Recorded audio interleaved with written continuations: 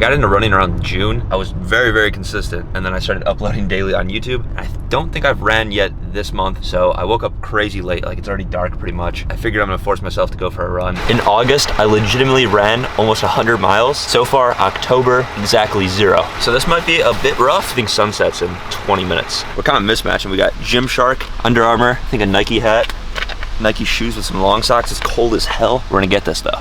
Gotta put on this thing for your phone. Let's get it. Check the vibe. Woo! I need that 14 Pro. This stuff all stable. Look at this tree though up here. Run actually started to feel good. I think I gotta turn around though now because pretty much pitch black in here. I forgot this park closes at sunset, and sunset was about 5 minutes ago. And I'm still like a mile and a half out, so I'm gonna need to speed run this shit. Look how dark it is in here. This is creepy. I'm pretty much like the last car in the parking lot. Really hope they don't close the gate on me. It felt good to run, but I had a slow pace and I didn't get in the full 5K that I wanted to run. It just got too dark too quick. Dude, getting out of the house though, as an editor, like yesterday I spent all day in the house pretty much, and I stayed up till 8 o'clock in the morning making sure this video went up today. If you do that too many days in a row, you just get like burnt out. You gotta go outside and do something. The gate's open. Whew. Halloween stuff. That's sweet. Whoa, I got some over here too. Spooky.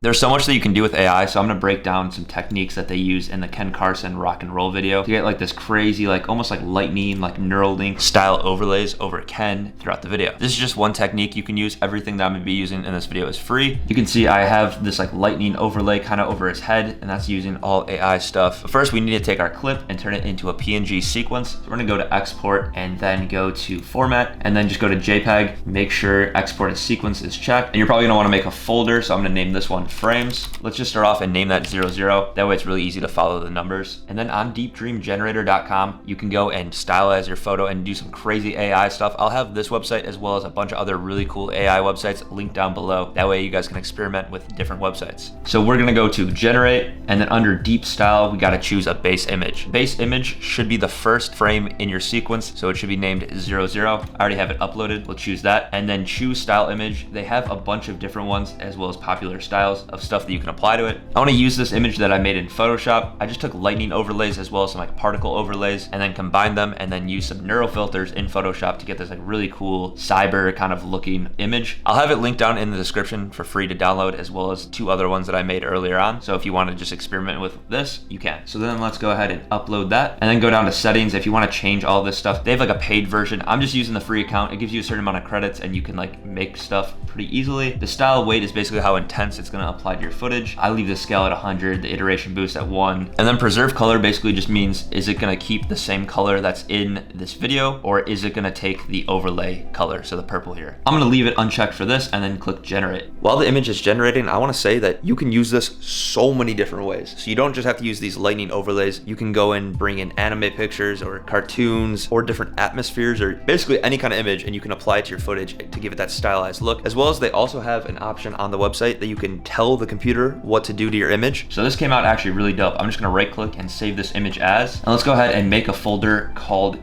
keys. And then inside that folder called keys, just name this one. So now that we have this frame exported, we need to make sure that it matches the resolution of our still frames. So to easily do that, we can go to our frames and right click and go to properties and check the resolution by going to details, and it says 1920 by 1080. We need to make sure that the keys matches that. So we're gonna go to properties and check details, and it's not 1920 by 1080. So an easy way that I would just rescale it is just bring it into Photoshop in a 1920 by 1080 sequence file, save that, and then just save it as a JPEG, and you can just override that original one that's not the right resolution. Now there's this program called EbSynth. I'll have it linked in the description. It's free, it's super easy to install. And let's also open up our folders where we have those frames as well as those keys. So then click and drag that whole folder that says frames into the line that says video, and it'll open that up. And then the whole folder that says keys into the keyframe section. And then all you have to do is click run all. And basically what this is gonna do is it's gonna apply that one crazy AI look to all of the frames. So it'll put it right by all your other folders and it'll be out_1.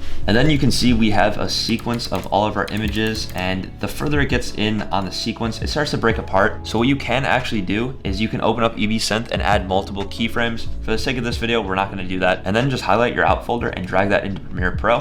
And then inside your out folder, you can click on the first one and shift click on the last, and then drag it in. And now you can see we have this crazy overlay. Also, if you want to make sure when you drag in the photos, if you want them to all be one frame, just go to edit, preferences, timeline, and then make still image default duration to 1 frame. So now I'm just gonna export this sequence as a video because I wanna bring it into After Effects. So make sure you change it back to video and click export. So now in After Effects, I exported a version with AI and then a version of the default clip. And that's because I want to change the blending modes and also mask. That way it only applies to certain areas with different looks. So I'm going to change the blending mode on the AI clip from normal to screen. And now you can see it changes the clip a bit like that. So depending on what you want, you could leave it like this and it's already a pretty dope transition, but I want to go ahead and mask out certain areas like his hair, kind of how they did in the video. So it only affects his hair. We're gonna put a crazy feather on this in a second. And then let's keyframe the mask path. And then our mask looks pretty decent. Obviously it's very rough. So what we can do is just feather the mask a decent amount. I think it also just has a kind of a cool look. That way it's faded out and like applying to other stuff around his head. So now when we play that with the mask, it looks so much better. So then I turned the mask to none just so we could see what else we could rotoscope in the scene to get a cool look. I think his hand with the watch could look pretty cool, so let's mask that out as well. And just like that, we have a really dope effect. And honestly, you can add on a lot of different effects. In this video, they use like echo and glow and maybe flicker on these overlays to kind of enhance it. So let's add on some stuff and see what we can get. So I'm gonna pre-compose this and then add on deep glow to that pre-comp. And if you do pre-comp it, be sure to change your blending mode back to screen. And then we have our deep glow on here. I just changed down the exposure and the radius a decent amount. And then I added some flicker and put that above the deep glow, just to have a little bit of flicker and a nice look to it. There's so much you can do with this effect. You can add glows, echo, flicker, basically any effect to these overlays. You can mask them out. You can basically stylize your footage to do whatever you want with EbSynth and the Deep Dream generator. Like I said, I'll have everything that I used in the description. If you guys want more videos to watch, here is a low shutter effect that I think is really dope. And over here is a video of me trying Blender for the first time, trying to do 3D. Peace.